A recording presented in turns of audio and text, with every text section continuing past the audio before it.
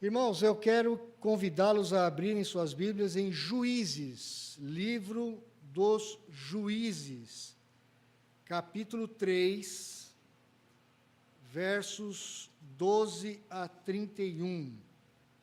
Juízes, capítulo 3, versos 12 a 31. Eu vou estar hoje, excepcionalmente, saindo da nossa sequência de pregações em Atos dos Apóstolos. Juízes, capítulo 3, versos 12 a 31. Este é um livro muito interessante,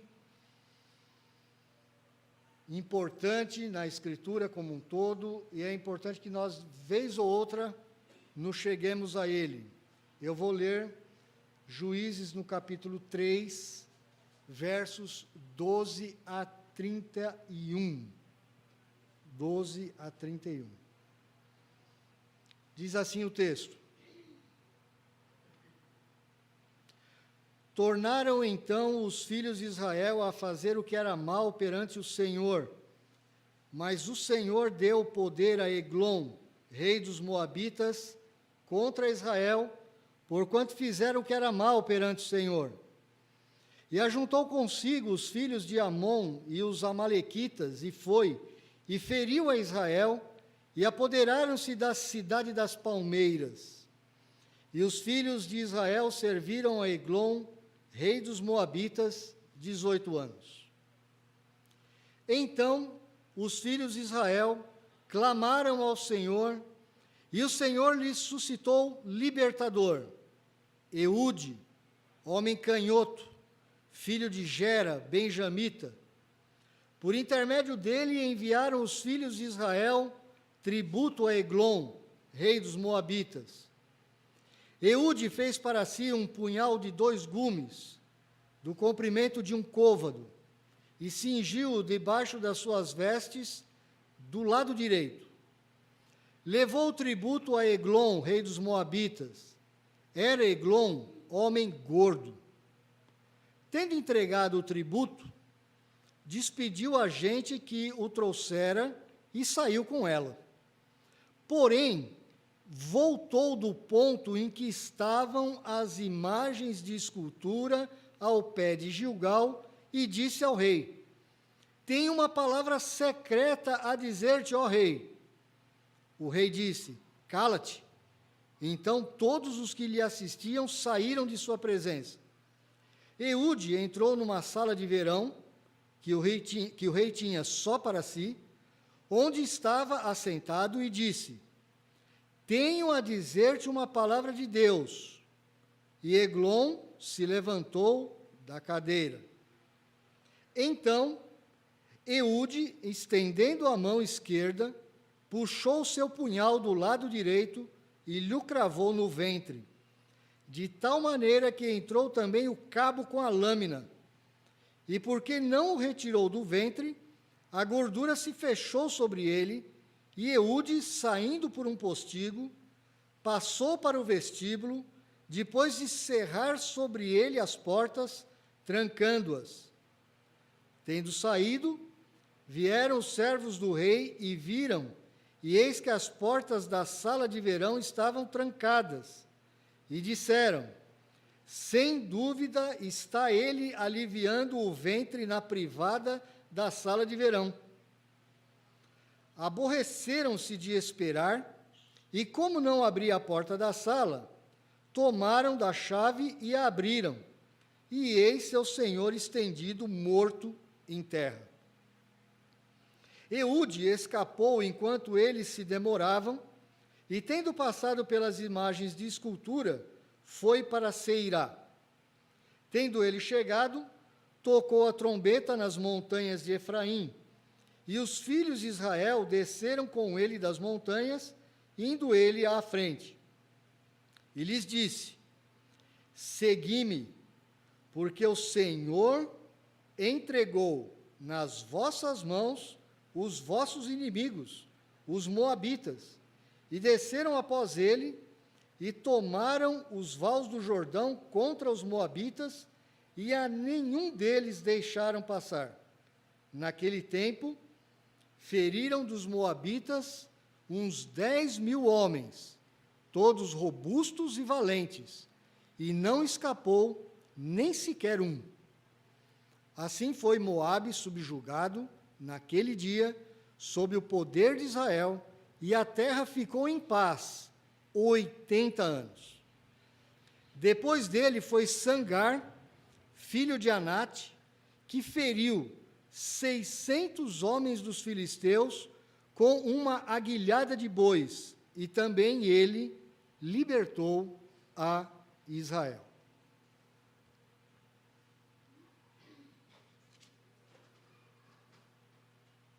Oremos. Pai, nós mais uma vez chegamos à Tua presença para buscar o Teu favor, a Tua bênção, a bênção para a família do Senhor que se reúne nesse lugar. Abençoa o Teu povo. Abençoa, Senhor Deus, as famílias que se reúnem nesta igreja. Abençoa os casais. Abençoa, Senhor Deus, aqueles que são sós, aqueles que cuidam das suas famílias, aqueles responsáveis por suas casas. Abençoa, Senhor Deus, o celeiro do Teu povo. Abençoa com saúde o Teu povo. Abençoa com prosperidade espiritual. Abençoa, Senhor Deus, a união das famílias. Abençoa, Senhor Deus, as casas com amor, graça e santidade. Abençoa, Senhor Deus, a nossa nação brasileira. Abençoa, Senhor Deus, os nossos governantes. Abençoa o novo presidente eleito, toda a sua equipe de governo que está sendo montada. Abençoa, Senhor Deus, os novos legisladores, os antigos. Abençoa, Senhor Deus, o nosso poder judiciário, dá-lhe justiça e equidade, tão necessária. Ó Deus, abençoa a nossa nação, nós te pedimos, colocamos não só a nossa igreja, como o nosso país diante do Senhor e te imploramos, vivifica-nos, ó Deus, vivifica-nos.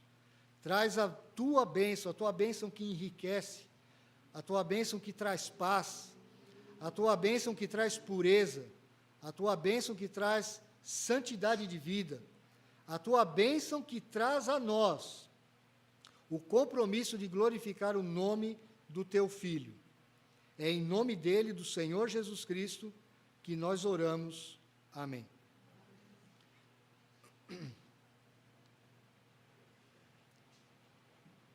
Meus irmãos, quais são os tipos de crentes que são chamados para serem líderes? Que tipo de crentes que o Senhor espera que enfrentem ou que liderem não só a sua igreja, mas como a nação brasileira, nas suas várias áreas? Será um cristão todo suficiente, um crente que possa bater no peito e diga, eu sou crente e comigo ninguém pode, eu posso todas as coisas? Será que é um crente temeroso? Será que é um crente consciente da sua fraqueza? Será que é um crente confiante na força de Deus? Que tipo de crente que Deus espera que lidere a sua igreja e a nação brasileira? O livro de Juízes, meus irmãos, ele é conhecido por várias histórias, inclusive histórias que as nossas irmãs, professoras de escola dominical para criança, sabem e ensinam algumas delas. Nós sabemos as histórias de Sansão, de Jefté, de Gideão, de Débora e de tantos outros juízes importantes que Deus levanta num período da história de Israel para abençoar o seu povo, guardar e proteger o seu povo, que naquela época, naquele momento, num espaço de cerca de 300 anos, vivia rodeado por ferozes inimigos, por povos incrédulos, por povos idólatras, por povos que tinham vários milhares de deuses, povos impuros, povos que se prostituíam, povos que cometiam as maiores barbaridades que a humanidade já viu. Do capítulo 3 ao capítulo 16 do livro de Juízes, você vê a história desses grandes juízes que Deus levanta como libertadores do povo de Israel. O que é interessante, que o livro de Juízes, ele é um livro um pouco diferente de outros tantos livros da Bíblia. Por quê? Ele começa num momento em que você vê grandes juízes, juízes íntegros, juízes de fé, juízes que se colocam na mão de Deus, como, por exemplo, Otoniel, ou Otiniel, em algumas versões da sua Bíblia. Ele foi um grande juiz, ele aparece logo no início. Mas é interessante que os juízes vão caindo a qualidade deles. E no final do livro de Juízes, você vai ver Sansão, que é conhecido, inclusive, de Hollywood, temos muitos filmes a respeito de Sansão. Mas Sansão foi o pior juiz que Israel teve. Foi o juiz mais chegado aos impuros filisteus, o juiz que abandonou os votos de Nazireu, o juiz que abandonou a fé. Então, o que você vê no livro de Juízes é interessante, ele começa num grande nível e vai caindo até o final do livro, mostrando realmente um período de grande decadência espiritual no meio do povo de Deus. Agora, o que é interessante é que quase ninguém conhece esse juiz Eude. Você já ouviu falar em Eude? Talvez você já tenha até lido essa passagem na Bíblia, nas suas leituras anuais da Bíblia, mas talvez você nunca tenha prestado muito atenção na vida desse juiz diferente, desse juiz estranho, desse juiz peculiar. Eude não é muito conhecido. Esse texto, ele é peculiar, ele é especial, porque tem detalhes físicos que são descritos de modo muito visual. Talvez você lendo o português, como nós acabamos de ler, você talvez não perceba tanto isso, mas na língua hebraica tem coisas que saltam aos nossos olhos, são coisas muito interessantes. É como se o escritor do livro de Juízes estivesse pintando um grande quadro. Nós cremos que hoje em dia nós temos grandes pessoas, grandes artistas, né, que tratam com os efeitos visuais, e nós achamos que isso é uma coisa da modernidade, mas o escritor do livro de Juízes, há muito tempo atrás, já conhecia isso como técnica literária. Então, ele usa de muitas figuras pictóricas, figuras parecidas com quadros, com imagens, na mente do povo de Israel, que leria esses textos, para entender que figura diferente é Eude. Eu quero começar mostrando a você a situação que o escritor do livro de Juízes nos mostra. Primeiro, no verso 12. Tornaram, então, os filhos de Israel a fazer o que era mal perante o Senhor. Meus irmãos, essa é uma frase repetida muitas vezes no livro de Juízes. Veja, por exemplo, capítulo 4, verso 1. Você vira aí uma página na sua Bíblia e você vai ver novamente essa frase, no verso 1 do capítulo 4. Os filhos de Israel tornaram a fazer o que era mal perante o Senhor, depois de falecer Eude. Você vai encontrar essa frase 9 vezes no livro de Juízes, até Sansão, até a história de Sansão. O livro de Juízes, ele mostra uma espiral de decadência. Israel passava por um momento de cativeiro, por causa da sua idolatria, porque Israel era infiel ao Senhor. Aí eles clamavam ao Senhor, O Senhor os ouvia num determinado momento, enviava um libertador, esse libertador salvava Israel, tirava Israel do cativeiro, Israel era abençoado, Deus revelava o seu poder e o seu amor, mas passado algum tempo, Israel novamente abandonava o Senhor e a fé no Deus de Israel. Essa é uma espiral que você vai encontrar até o capítulo 21. Praticamente a tônica do livro todo. O livro, ele mostra juízes imperfeitos. Ele não mostra nenhum juiz totalmente perfeito. E isso tem um motivo que nós vamos ver. Uma outra coisa que eu quero que você não perca de vista é a conexão entre a idolatria e o reinado do rei opressor. O grande problema de Israel em todo esse período foi idolatria. Israel olhava os povos ao redor e muitas vezes esses povos estavam vivendo prosperidade material e ele via aqueles povos bem de vida. Puxa vida, ele via aqueles povos com seus camelos do último tipo, com as suas casas enormes, os seus filhos saudáveis, passeando, indo para o Egito, viajando para a Babilônia, e todos bem de vida.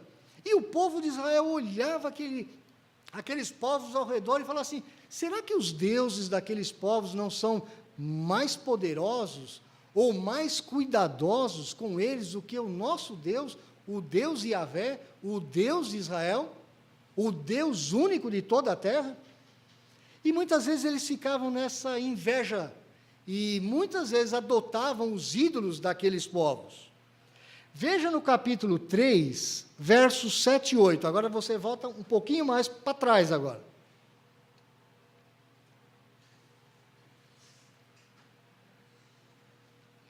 Diz assim os versos 7 e 8, os filhos de Israel fizeram o que era mal perante o Senhor, e se esqueceram do Senhor seu Deus, e renderam culto aos Baalins e ao poste ídolo.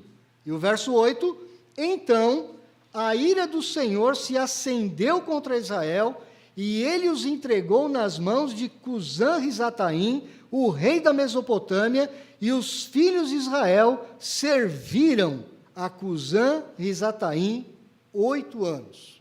Aqui foi um momento anterior ao texto que nós estamos estudando. Mas eu quero que você atente numa coisa que no português você não vai conseguir enxergar. É o seguinte, no verso 7, diz que os filhos de Israel, no finalzinho do verso 7, renderam culto aos Baalins e ao poste ídolo. Essa palavra renderam, no original hebraico, é a mesma palavra de serviram no final do verso 8. É a mesma palavra.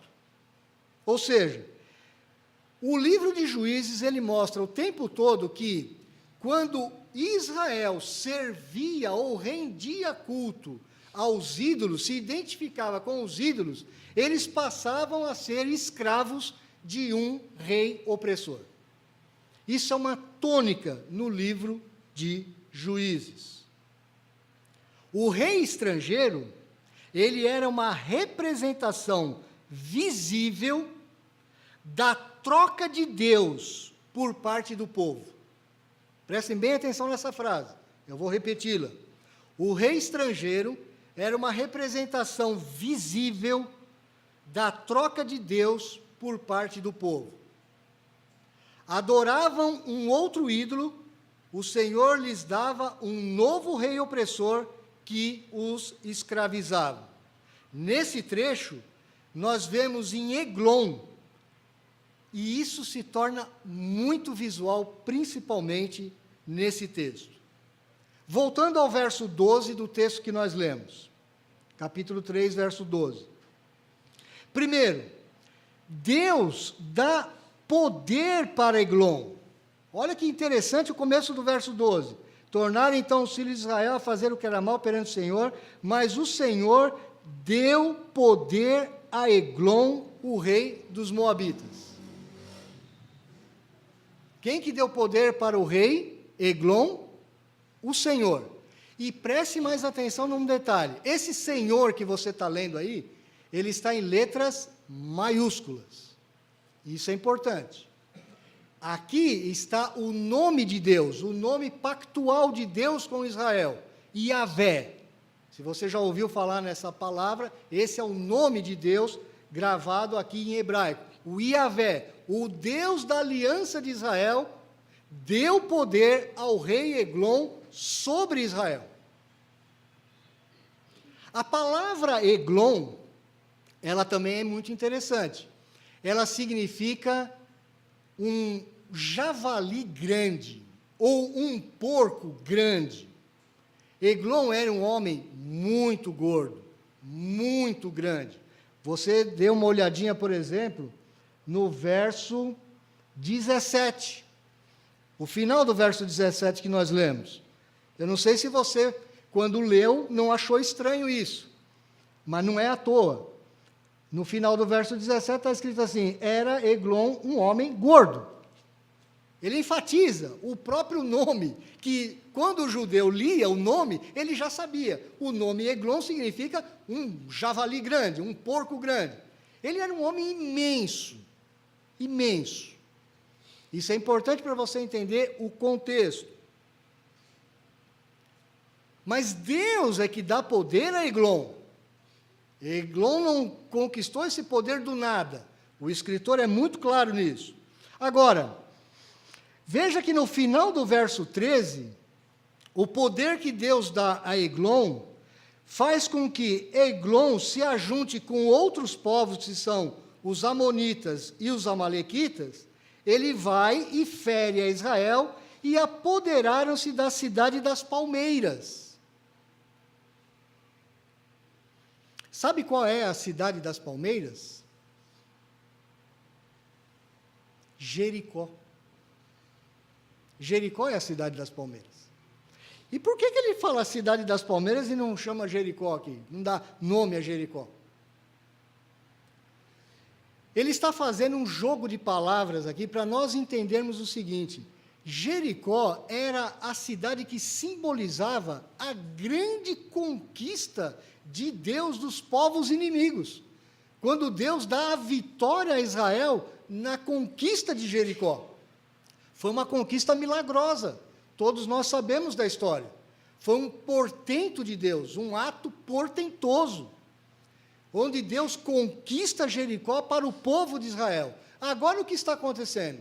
Israel abandona o seu Deus, Israel torna-se infiel ao seu Deus, e agora um Deus ímpio, o Deus moabita, Eglon, aquele grande javali, aquele grande porco, ele está conquistando a cidade das palmeiras, Jericó. Há uma poesia no texto hebraico aqui, há uma estrutura literária que ela nos obriga a enxergar a intenção do autor. E é interessante que diz no final do verso 14, que os filhos de Israel serviram a Eglon, rei dos Moabitas, 18 anos. Um longo período. Imagina você, nós não temos como imaginar isso, né? Como brasileiros nós sempre fomos, entre aspas, um povo livre, mas o povo de Israel dominado por um outro rei estrangeiro durante 18 anos. Por que o texto dá ênfase a Eglon e destaca que Eglon é um homem gordo? E tem mais, a partir do verso 15, você vai ver que Eude, ele é escolhido para levar tributo, para levar imposto àquele grande rei. Porque veja bem, meu irmão, qual era o grande problema de Israel? Presta bem atenção nisso, que esse é o ponto-chave do texto. O problema de Israel é que ele olhava a prosperidade dos povos ao redor, a prosperidade material, a abundância de riquezas na agricultura, dos seus gados, e Israel invejava aquela situação. E o homem gordo, ele significa o quê? Alguém muito bem tratado, ele não passava fome, era um rei poderoso, era um rei forte, que tanto é que se uniu a outros povos, e Deus deu poder a esse homem para conquistar o seu próprio povo, o povo de Israel. E Eude vai levar o quê? Tributos, ainda vai levar mais impostos. Sabe que imposto que eles levavam na época? Mais comida, mais mantimento. Ou seja, Israel está pagando impostos, está levando mais alimentos para alguém que já estava cheio de riqueza, cheio de gordura, muito saudável, não faltava comida no reino de Eglon. Mas o coitadinho do Eude ainda tinha que levar impostos para aquele grande rei. O que Deus está mostrando aqui? Que o povo de Israel, quando ele inveja as nações inimigas, o que Deus faz? Deus faz o próprio povo de Israel ser escravo daquilo que ele, Israel, gostaria de ser e de ter. O autor desse texto, meus irmãos, ele está colocando quadros visuais aqui para você entender a história, porque de outra forma você não entenderia tudo que está por trás desta história. O verso 15, ele é mais importante ainda, e eu gostaria que você prestasse muita atenção nesse verso 15. Preste muita atenção, olhe para ele. Então, os filhos de Israel clamaram ao Senhor. Veja o Senhor em letras maiúsculas aí, o Yahvé, o Deus do pacto.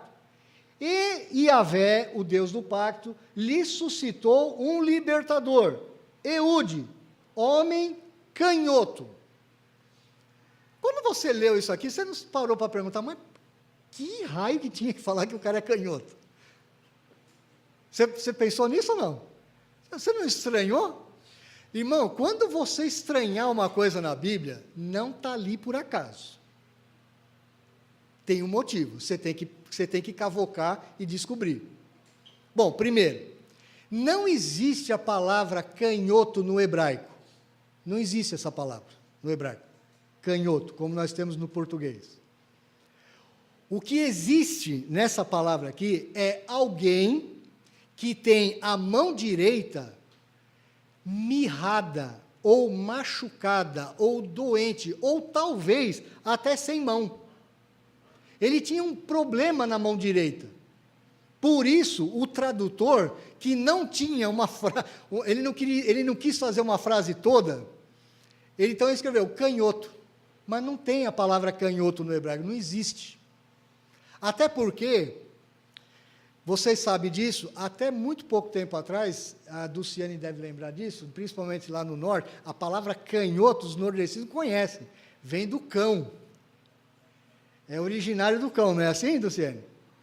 Porque ser canhoto, ou seja, se você tivesse habilidade só com a mão esquerda, aqui, há muito tempo atrás, isso era um mau presságio.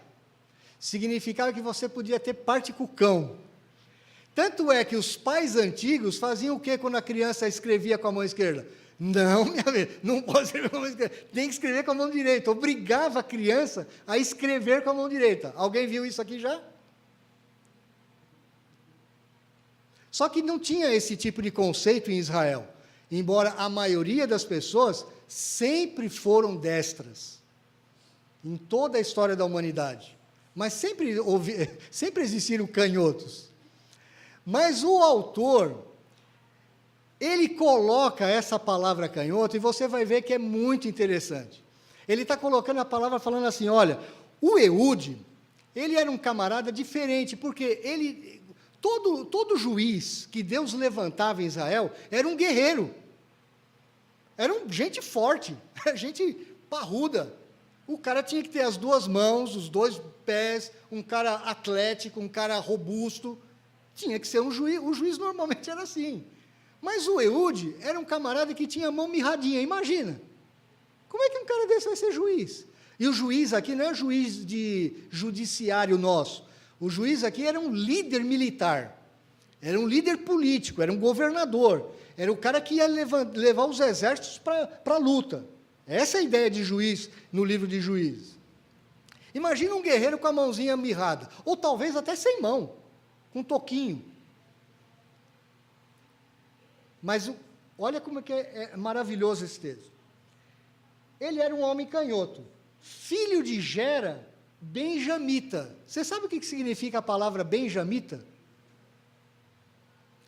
Ben-Yamim, no hebraico, significa o filho da mão direita. O filho da mão direita. Sabe quem foi benjamita também?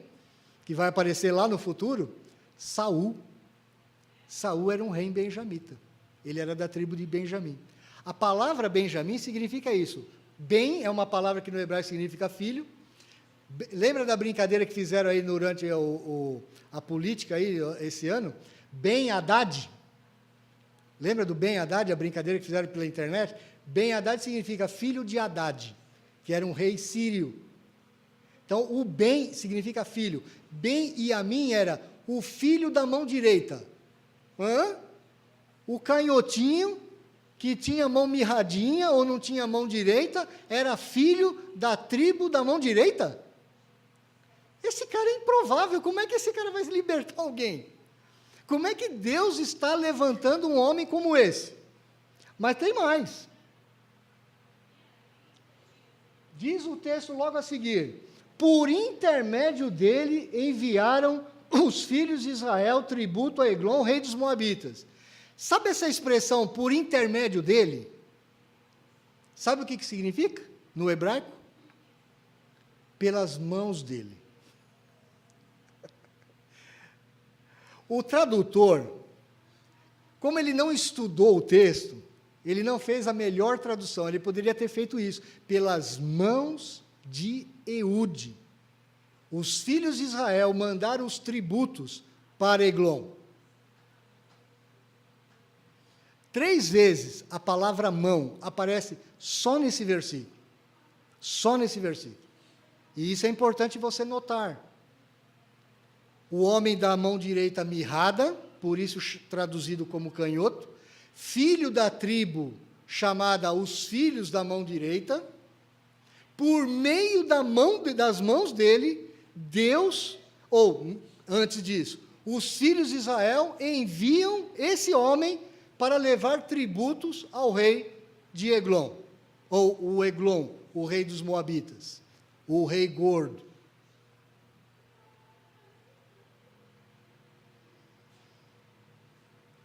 Verso 16. O Eude, ele era um homem habilidoso, mesmo com a mão esquerda somente. Diz o texto que ele fez para si um punhal de 2 gumes, do comprimento de um côvado, uma adaga, né, um punhalzinho, e cingiu-o debaixo das suas vestes do lado direito. Parece por que eu quero saber que a espada está do lado direito? É simples, meu irmão. Todo guerreiro, a maioria dos guerreiros eram destros. Então, eles colocavam a espada onde? Do lado esquerdo. Então, o camarada, quando ia puxar da espada, ele vinha aqui e puxava a espada dessa forma. Era o normal. Era o que todo mundo esperava de um guerreiro. Mas o Eude não tinha mão direita. Então, o que ele fez? Ele fez a adaga dele, ele colocou do lado direito dele. Então, quem olhava para aquilo, e normalmente não se via a espada, porque ela ficava debaixo de roupa, e quem por acaso olhasse aquilo, falava assim, mas como é que esse cara vai fazer? Com uma mão só, com uma adaga? Como? Improvável. Como que esse cara vai libertar a gente? Mas vamos mandar esse cara lá para o rei, para entregar o tributo, por quê? Porque era perigoso você levar tributo para um rei estrangeiro que dominava a sua nação. Porque se ele desconfiasse de alguma coisa de você, ele o matava. Então os caras pensaram assim, os filhos de Israel, olha, vamos mandar esse manquinho aí, vamos mandar ele lá, o manquitola aí, ó, aquele que tem uma mãozinha mirrada, manda ele lá. Se acontecer alguma coisa com ele, ou ninguém vai desconfiar dele, porque ele vai com a faca do lado direito, vai com a mãozinha mirrada. Quem que vai desconfiar dele? Quem vai ter medo de um homem desse? Manda ele lá. Não vai acontecer nada com ele, não. Mandou. Tá bom. Lá foi Eude. O verso 17, já nós o lemos, levou Eude o tributo ao rei moabita, a Eglon, o homem gordo. Então, a expressão tem esse sentido, mostrando que Israel, escravo de um Deus estrangeiro, um Deus que era rico, que era tão rico que comia tanto, que era um homem muito gordo, e Israel levando da sua riqueza mais para o governante dos ídolos. Muito bem. Tendo entregado o tributo, verso 18, despediu a gente que o trouxera e saiu com ela. Ok, ele foi com uma comitiva, ele despediu essa gente e eles foram embora. Porém, do ponto em que estavam as imagens de escultura ao pé de Gilgal, e disse ao rei: tenho uma palavra secreta a dizer-te, ó rei. O rei disse: cala-te. Então todos os que lhe assistiam saíram da sua presença. Aqui é outra coisa visual que você lendo no português você também não vai conseguir entender. Você já entrou na casa de uma pessoa muito supersticiosa, que normalmente tem a Bíblia aberta no Salmo 91? Já entrou em casa assim? Já entrou ou não? A pessoa está lá com o Salmo 91 aberto lá, a Bíblia está até amarela na página do Salmo 91. Nunca leu a Bíblia, mas está lá aberto no Salmo 91. Por que você acha que ela fica com aquela Bíblia aberta no Salmo 91? Porque o Salmo 91 é um salmo que fala sobre a proteção de Deus. Então a pessoa deixa lá num determinado local a Bíblia no Salmo 91 aberta como um amuleto, como se aquilo fosse proteger a casa dela. Todos os povos, em todas as épocas, sempre tiveram essas superstições. O rei Eglon, o rei de Moabe, ele também tinha as suas superstições, ele tinha os seus deuses, mas ele era um rei poderoso, um rei rico. Então ele não tinha simplesmente um objetozinho, sabe o que ele tinha? Na frente do palácio dele, ele tinha uma sequência, uma fileira de esculturas grandes de deuses, dos seus deuses. E na mente de Eglon, aquelas duas fileiras de esculturas eram os deuses que protegiam o seu reino. Então, quando Eude vê aquilo e sabe de tudo aquilo, Eude conhece todo o contexto, ele sabe o que está na mente do rei, ele sabe o que está na mente de toda aquela sociedade, ele fala assim: eu vou sair daquele ponto, a turma lá que veio comigo foi embora, eu vou voltar por ali e vou falar com o rei. E volta para falar com o rei. Quando ele diz para o rei, eu pulei aqui, peraí. Eu tirei do lugar aqui.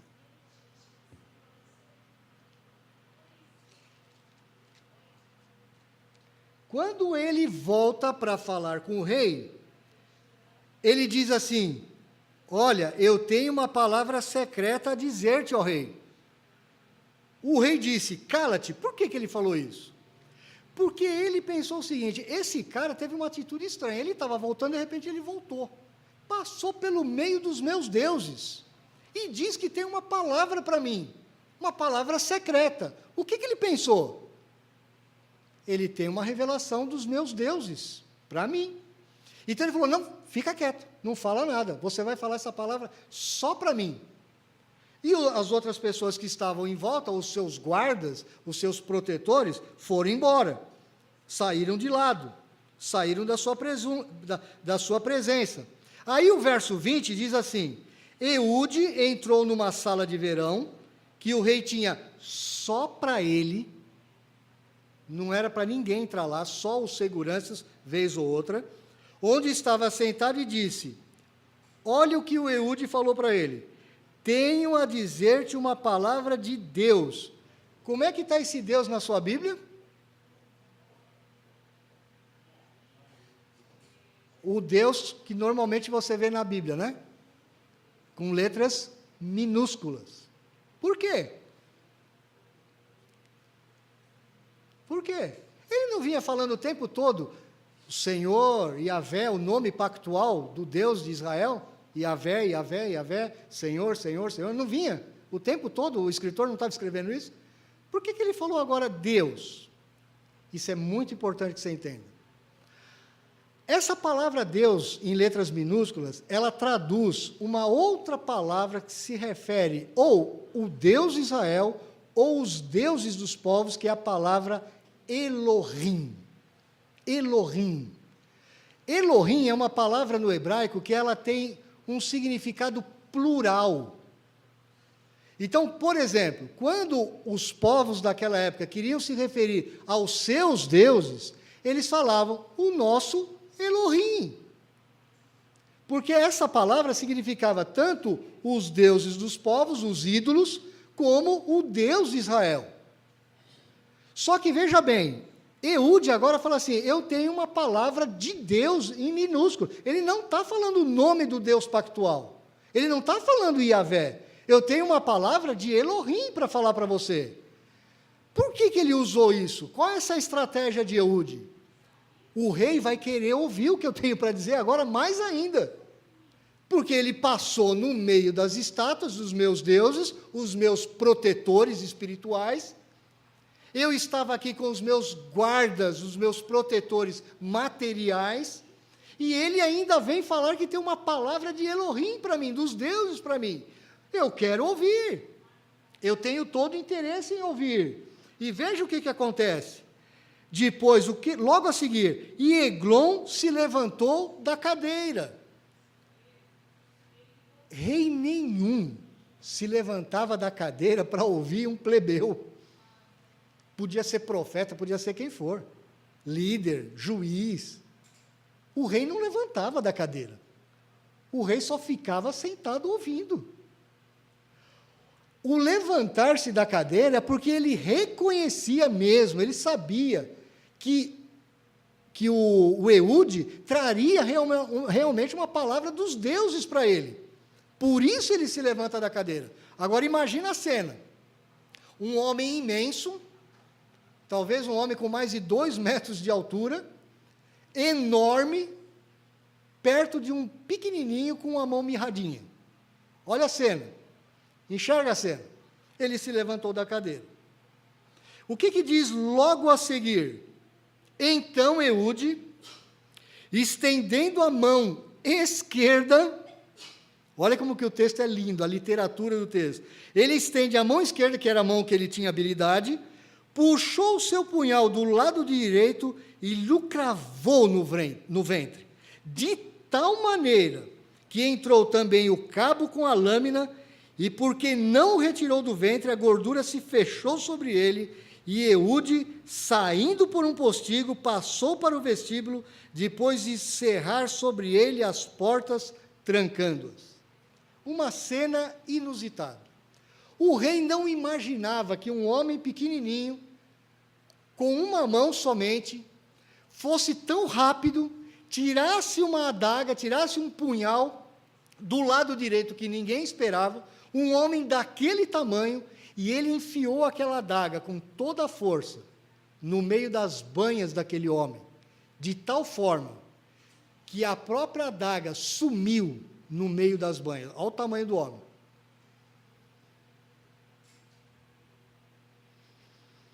Irmãos, essa é uma figura dura na Escritura. Dura, bem dura.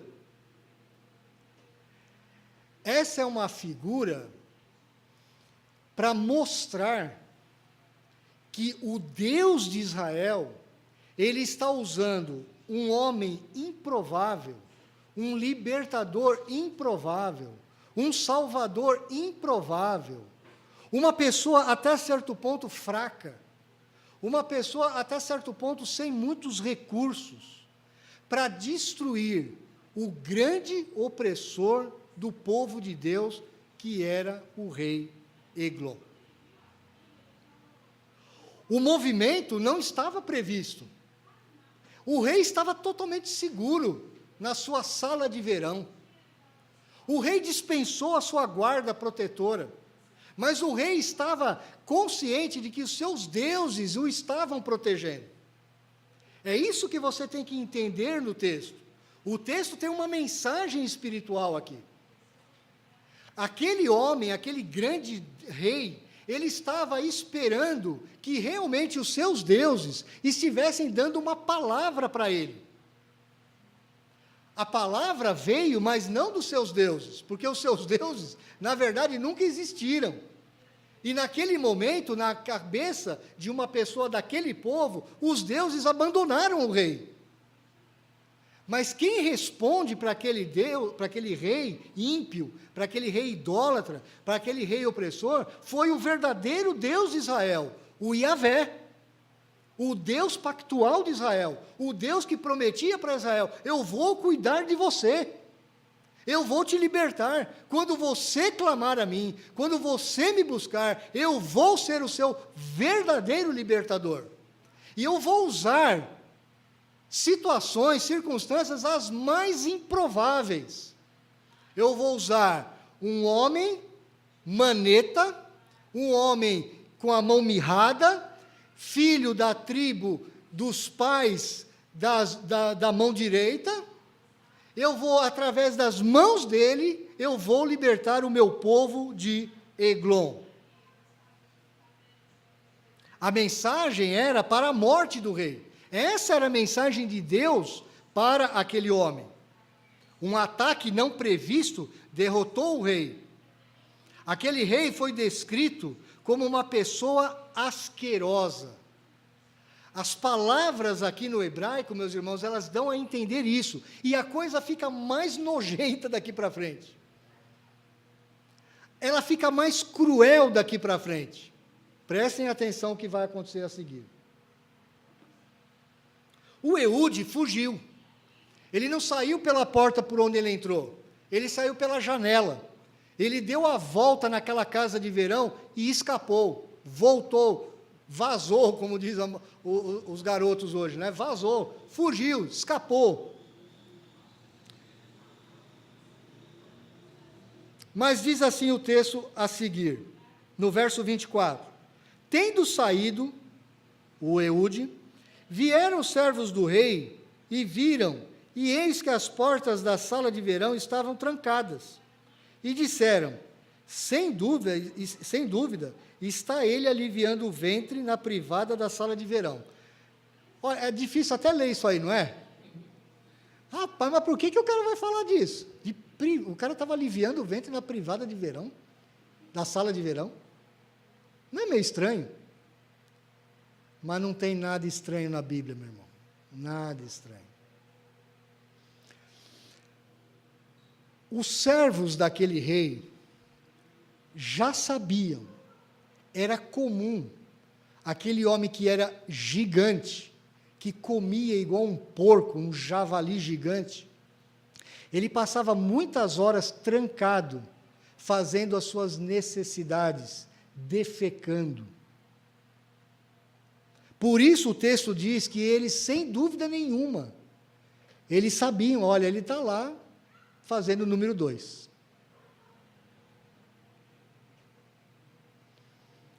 O texto, meu irmão, não está aqui por acaso. O texto está mostrando que aquele homem, veja que a faca entrou e ninguém mais viu a faca. A gordura o encobriu. O que você vai ver depois é um homem com sangue, com fezes e com gordura espalhada pelo chão. É horroroso, não é? É até difícil de falar, viu? Para vocês ouvirem, eu sei que também está difícil de ouvir. Mas o autor do texto quer mostrar exatamente o que Israel estava se enganando. Israel, quando olhava as riquezas das nações, só olhava o lado de fora. Não olhava a podridão interior dos idólatras. Não olhava.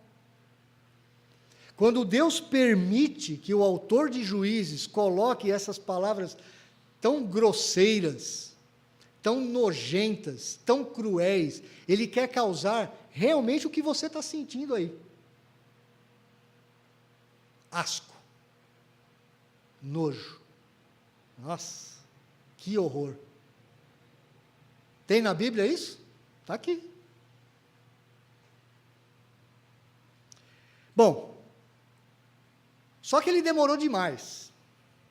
Aí os servos, no verso 25, demorou, né? Cansamos de esperar. Aborreceram-se de esperar, e como não abria a porta da sala, tomaram da chave e abriram, e eis o seu senhor estendido, morto em terra. Estava lá, aquele gigante, no meio de gordura, de fezes, de urina, de sangue, uma cena grotesca. Aquela gordura, veja bem, irmãos, é muito importante que eu lhe diga isso. Quando em Israel, quando no Antigo Testamento você ouve a palavra gordura, ela tem um significado muito contextual para a época. Gordura significava fertilidade, saúde. Vocês sabem que as mulheres de hoje, elas querem ser magrinhas, né? Vocês sabem disso, né? As mulheres querem ser magrinhas. Tanto é que modelo tem que ser quase esquelética para ser modelo. Mas nem sempre foi assim. Há uns 400, 500 anos atrás, o padrão de beleza das mulheres eram as rechonchudinhas. Então, olhe, cuidado, olhe a história antes de você ter um preconceito qualquer. Quando você ouve falar num homem gordo, como ele está falando aqui, a gordura no Antigo Testamento significava fertilidade, significava riqueza, significava prosperidade. Era essa a ideia. Então, a gordura ou fertilidade, ela estava sendo transformada em estrume, em fezes, em urina, em sangue, em uma mistura repugnante. O autor quer que os leitores de Israel daquela época, que entendiam muito melhor do que nós toda a cena, eles realmente sintam o que nós sentimos hoje. Talvez hoje em menor grau, porque nós não captamos toda a cultura da época, todo o contexto cultural da época. Mas o texto não para aí. Eude volta para Israel, ele volta para o seu povo. E é interessante que quando ele chega lá, pensa se não é eu ou você. Nós matamos o nosso grande inimigo. Eu sou um cara da mão mirradinha, sou um pequenininho. Eu fui lá e matei o grande opressor do meu povo. Eu podia chegar lá em Israel e falar assim, gente, agora eu sou o líder. Agora vocês me seguem. Siga o líder, né? A expressão que usam aí. Siga o líder. Ele poderia se utilizar daquela sua grande vitória improvável para falar para todo mundo, está vendo? Vocês não botavam fé em mim? Vocês achavam que eu era um manetinha que não davam nada por mim? Me jogaram na cova dos leões? Está aí, eu matei o rei, eu estou de volta. Mas sabe o que o Eude faz? Ele poderia se gloriar do seu grande feito, um aleijadinho matou o grande líder do inimigo. Vocês me entregaram na mão daquele rei, mas o Senhor os entregou a todos nas suas mãos. Esse texto você precisa ler. Olha aí a partir do verso 26. Eude escapou, enquanto eles se demoravam, tendo passado pelas imagens da escultura. Mais uma vez o escritor quer mostrar aqui, olha, quem é o verdadeiro Deus de Israel? Não são os deuses de Eglon, é o verdadeiro Senhor. No verso 27, tendo ele chegado, ele tocou a trombeta nas montanhas de Efraim, os filhos de Israel desceram com ele das montanhas, indo ele à frente, e lhes disse, verso 28, segui-me porque o Senhor, agora o que ele usa aqui? O Deus do pacto, Yahvé, o Deus com letras maiúsculas, Yahvé entregou nas vossas mãos os vossos inimigos, os moabitas, e desceram após ele e tomaram os vales do Jordão contra os moabitas, e a nenhum deles deixaram passar. Houve uma grande vitória militar. Vales aqui eram pequenos riachos, pequenos riozinhos que eram importantes para Israel. Verso 29, naquele tempo feriram dos moabitas uns 10.000 homens, todos robustos e valentes, e não escapou nem sequer um. Robusto aqui tem a mesma ideia, homens fortes, homens grandes, homens poderosos, homens que esbanjavam riqueza, homens que esbanjavam saúde, mas Deus, através do improvável, destruiu os seus inimigos. Verso 30 nos diz que assim foi Moabe subjugado naquele dia, sob o poder de Israel, e a terra ficou em paz 80 anos. Depois faça essa pesquisa, olhe todos os juízes do livro de Juízes. Sabe qual foi o juiz que deu o maior tempo de liberdade para Israel? Eude. Não foi Jefté, não foi Sansão, não foi Débora, não foi nenhum dos outros grandes juízes. Foi Eude, o libertador improvável. Aí o verso 31, ele é diferente, ele é esquisito à primeira vista. Acabou a história do Eude. Aí diz o verso 31, depois dele foi Sangar, filho de Anate, que feriu 600 homens dos filisteus com uma aguilhada de bois, e também ele libertou Israel. Só que agora é de um outro inimigo. Por que o autor colocou esse verso único aqui, falando de um juiz que só tem esse verso falando dele? Porque esse outro juiz, esse Sangar, ele usa uma ferramenta muito estranha. Ele usa o texto chama aqui de aguilhada de bois. Eu esqueci a outra palavra, tem uma outra palavra que é mais comum para nós. É uma ferramenta que os agricultores usam para levar os bois para arar a terra. Não é junco, eu esqueci a palavra. Não é canga também, é uma outra coisa. É um que fica na terra assim, e vai na cabeça dos bois, e ele vai arando a terra. O arado.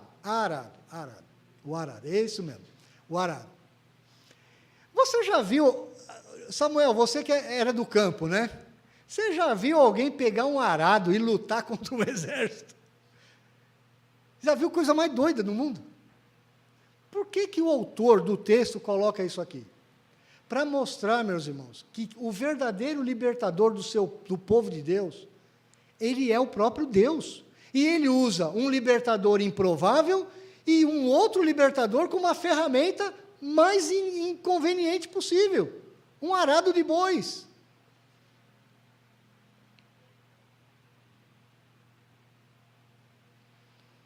Nenhum juiz de Israel libertou o povo de Israel por tanto tempo. Resumindo, um estranho salvador e uma estranha arma derrotam o rei e o ídolo. Lembra-se que eu falei? O rei está associado com o ídolo. Quando você derrubava um rei, você derrubava um ídolo. Na sua própria sala, Eude passa incólume pelos ídolos de proteção de Eglon. Algumas aplicações para nós hoje, meus irmãos. Existe um livro do Tim Keller chamado Falsos Deuses, e que ele nos diz o seguinte: nós nos tornamos naquilo que adoramos. Nós nos tornamos naquilo que adoramos. Se você prestou atenção na liturgia, quando nós lemos o Salmo 115, principalmente dos versos 1 ao verso 9, ele fala exatamente sobre isso, esse salmo. O povo de Israel queria confiar na fertilidade, na gordura, na robustez, na prosperidade dos deuses da fertilidade. Não há lugar seguro diante de qualquer ídolo. Meu irmão, nós hoje, no século 21, nós recebemos muitas promessas dos ídolos ao nosso redor. Olha, rapaz, se você tiver essa condição financeira, se você tiver esse corpo, se você tiver essa saúde, se você tiver esse tipo de mulher, se você tiver esse tipo de marido, se você tiver esse tipo de casa na praia, se você tiver essa condição, se você tiver isso, aí sim você vai estar seguro. Aí sim você vai ser feliz. Aí sim você vai desfrutar da verdadeira prosperidade. Meu irmão, não há lugar seguro diante de qualquer ídolo. Nós nos tornamos aquilo que adoramos.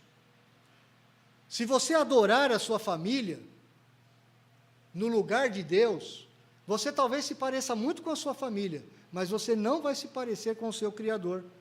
Você pode adorar o seu trabalho, você pode adorar o seu dinheiro, você pode adorar o seu professor, uma grande ideia, você pode adorar um filho, você pode adorar inclusive um líder da igreja.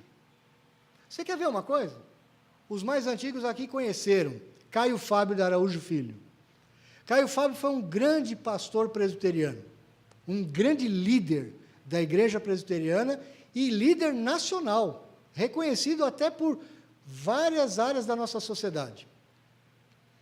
Caio Fábio era um homem brilhante, ainda é, não morreu, muito inteligente, mas abandonou a Deus, como o povo de Israel no passado.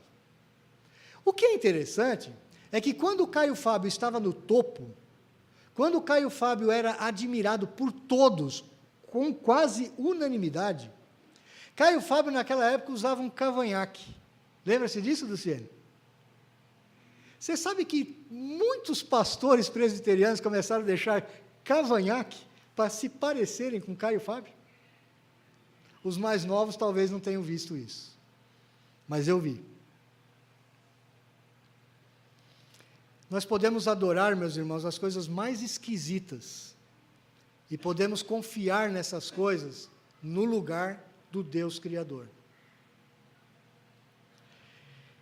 Eude, como um juiz libertador, ele era um aleijadinho. Quando você olha para Eude, você pensa em quem? Que fica lá no final do livro? Sansão. Sansão era o cara ideal para ser o libertador. Forte. E com a sua cabeleira ficava mais forte ainda. Bonito. Era um homem alto, que sobressaía no meio do povo de Israel. Tanto é que as filisteias caíam de amores por ele, Dalila uma delas, só que Dalila foi mais sagaz do que ele e o enganou. Você talvez não pense que Deus faz coisas com o improvável. Talvez você olhe para si mesmo e fale assim, mas eu olho para mim, eu vejo tanta limitação, talvez eu não saiba nem ler direito, eu nunca fui para a escola, eu sou pobre. No Brasil tem essa coisa marxista idiota que inventaram, né? A mulher negra e pobre e homossexual. Que coisa idiota. Só da cabeça dos marxistas podia vir isso, que dividiu tanto a nossa sociedade. Quando eu era criança não tinha nada disso. E a gente respeitava qualquer tipo de cor.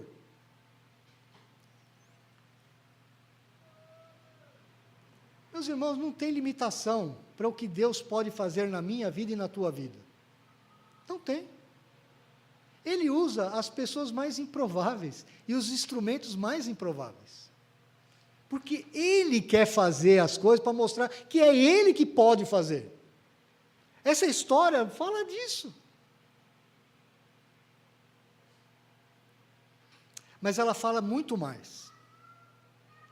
Ela aponta, porque lembra que eu falei para você? Todos os juízes do livro de Juízes são imperfeitos. Inclusive Eude. Eude não era perfeito. Ele tinha suas falhas. Mas o que toda a Bíblia aponta é, os libertadores imperfeitos, eles apontam para um libertador totalmente perfeito.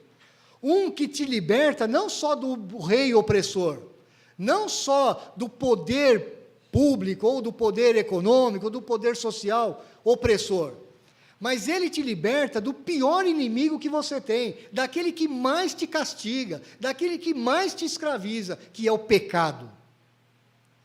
E esse libertador perfeito é o Senhor Jesus Cristo. Veja como ele era também um homem improvável de nos libertar. Ele vem e fala, eu não vim para ser servido, eu vim para servir. Essa semana você viu aqui no Brasil, a nossa Suprema Corte, achando justo um aumento de salário de 16%. enquanto muitos de vocês não vão receber nem 2%, e eu nenhum. Talvez até diminua o meu salário ano que vem. Você já viu alguém com a caneta na mão falar isso? Eu não vim para ser servido, eu vim para servir? Você já viu alguém com poder na mão falar isso? Jesus falou. O nosso Rei Salvador, o nosso grande libertador, o perfeito, ele nasceu numa manjedoura, no meio dos animais. Ele disse assim: dai a César o que é de César.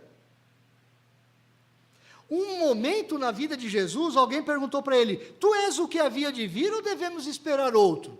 Sabe quem perguntou isso? João Batista, o maior profeta da Bíblia, segundo o próprio Jesus. O Senhor é aquele que estava para vir ou a gente tem que esperar outro? Duvidou, faltou confiança em João Batista. Ele entrou na sua cidade, na cidade que era dele, a Jerusalém terrena, montado num jumentinho. Ele comeu e viveu com pessoas simples e pecadoras, como nós. Ele não foi convidado para comer com nenhum rei em nenhum palácio. Ele escolheu uma arma de guerra improvável. Qual foi a arma que o Senhor Jesus escolheu para lutar a sua grande luta e conquistar vitória para cada um de nós? Uma cruz. Uma cruz. Jesus era um salvador estranho, com uma arma estranha. Ele não era um provável libertador. Ele não usava uma arma de libertação. A figura da cruz com um homem com uma cabeça de burro, você já viu isso? E em capas de disco antigos, de conjuntos de rock, você via muito isso. Uma cabeça de burro cravada numa cruz. Sabe por que tinha isso? Porque para muitos, até hoje, o cristianismo é uma religião de fracos. É uma religião de fraqueza. Alguém que morre numa cruz é burro. Para muitos. Em Cristo, a nossa salvação não dura só 80 anos. A nossa salvação dura a eternidade. Ele escolheu uma cruz inapropriada como arma para pregar-se nela, para se pregar na própria arma. Colossenses capítulo 2, verso 15, que também nós lemos na nossa liturgia, diz: despojando os principados e potestades, os expôs publicamente ao desprezo, à humilhação na cruz, publicamente expôs. A cabeça do rei pendurado na porta de uma cidade era o que os leitores de Colossenses entendiam. Quando um rei dominava o outro, quando um rei conquistava o outro, sabe o que eles faziam? Cortavam a cabeça dos reis, colocavam numa estaca e colocavam nas ruas, e as pessoas tinham que passar em procissão, vendo aquilo.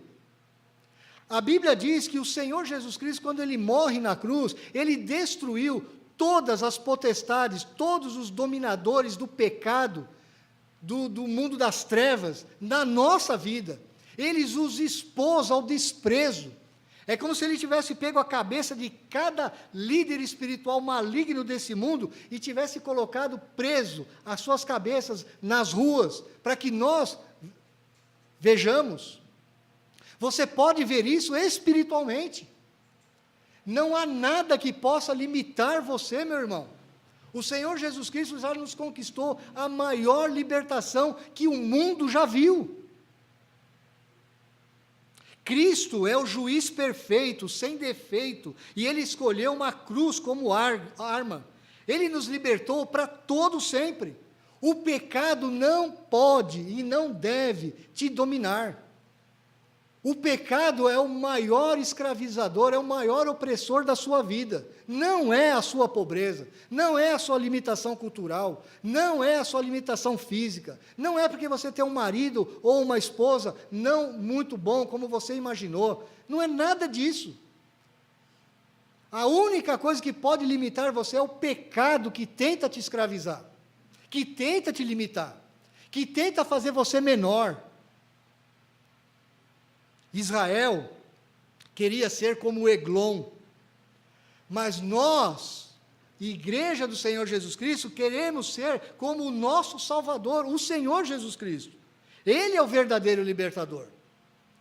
Friedrich Nietzsche, o grande filósofo alemão, que se matou no final da sua vida, ou que morreu louco, ele disse: o cristianismo é tão fraco que é pior do que o vício. O cristianismo é tão fraco que é pior do que o vício. Mas é na fraqueza do Senhor Jesus Cristo, é na fraqueza do Evangelho, que Deus nos dá a maior força, meu irmão.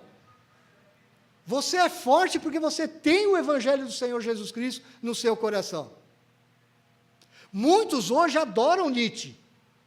Vira e mexe você vê menção dele nos filmes, nas novelas, nesses falsos intelectuais da nossa sociedade brasileira, tupiniquim, exaltando Nietzsche. O Nietzsche foi um louco. O Nietzsche não sabia do que estava falando. E morreu na pior desgraça possível. O cristianismo, ele pode ser fraco para o mundo. Mas a Bíblia diz que o Evangelho é o poder de Deus para a nossa salvação. O mundo nos taxa de fracos.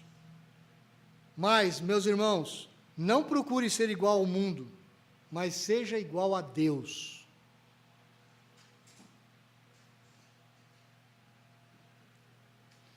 Ele é uma figura controversa. Vou mencioná-lo aqui, não porque nem o apoio e nem desaprovo tudo que ele fala. Algumas coisas ele fala de forma correta. Há alguns anos atrás, Silas Malafaia, o grande pregador de uma igreja pentecostal moderna, ele foi entrevistado pela revista Veja. Eu não sei se a revista Veja ainda tem hoje aquelas páginas amarelas que tinha no início. Tinha um tempo atrás que a revista Veja ainda tem? E você tinha ali uma entrevista com alguma celebridade, alguma pessoa importante da sociedade brasileira. E o repórter, entrevistando Silas Malafaia, percebeu que Silas Malafaia estava com um relógio Rolex muito caro. Sabe quanto que custa um relógio Rolex? Eu fiquei sabendo que se você for hoje na loja da Rolex, lá em Genebra, na Suíça, fica lá, a fábrica da Rolex. Se você passar na porta da loja, ele tem exposição de relógios caríssimos lá na porta. Mas aquele é para os pobres, R$75 mil. O mais pobrezinho. Um relógio Rolex. O Silas Malafaia estava com um relógio Rolex, não era dos R$75 mil, era bem mais caro. O Haddad estava usando um relógio, não era Rolex, era de uma outra marca, custava R$450 mil. Um relógio. Eu sou pobre e você é pobre, né? R$450 mil, um relógio. Aí o repórter percebeu que o Silas Malafaia, além de estar vestindo roupas caras e um relógio caríssimo, o Silas Malafaia tinha acabado de fazer implante de cabelos. O Silas Malafaia era careca. Ele tinha feito implante de cabelos. Depois de uma longa entrevista, o repórter fez uma pergunta sagaz, como eles gostam de fazer com os crentes, né? Ô, Silas Malafaia, me fala um pouquinho desse seu implante de cabelos aí, ficou bonito, hein? Sabe o que o Silas Malafaia respondeu para o repórter? Está lá escrito na revista Veja, você pode procurar depois lá. Eu fiz com o mesmo médico que fez o do José Dirceu. Eu fiz com o mesmo médico que fez o do José Dirceu. Você sabe que o José Dirceu ele fez uma plástica, né? Ele mudou todo o rosto dele e, inclusive, fez implante de cabelos para fugir da ditadura militar, entre aspas. Eu fecho agora. Meu irmão, você quer ser um cristão como? Parecido com o mundo? Nós queremos um cristianismo mais parecido com o mundo ou parecido com o Senhor Jesus Cristo? que o mundo nos ache incapacitados e sem valor. Não tem problema. Mas que nós tenhamos o verdadeiro valor diante do nosso Deus. Nunca se sinta uma pessoa improvável. E se você olhar para as ferramentas e para os recursos que você tem em mãos e falar, o que eu vou fazer com isso? Eu não tenho nada. Deus pode fazer com o improvável muito mais do que você imagina. Esse é o nosso Deus. Esse é o Deus do impossível. É o Deus do improvável.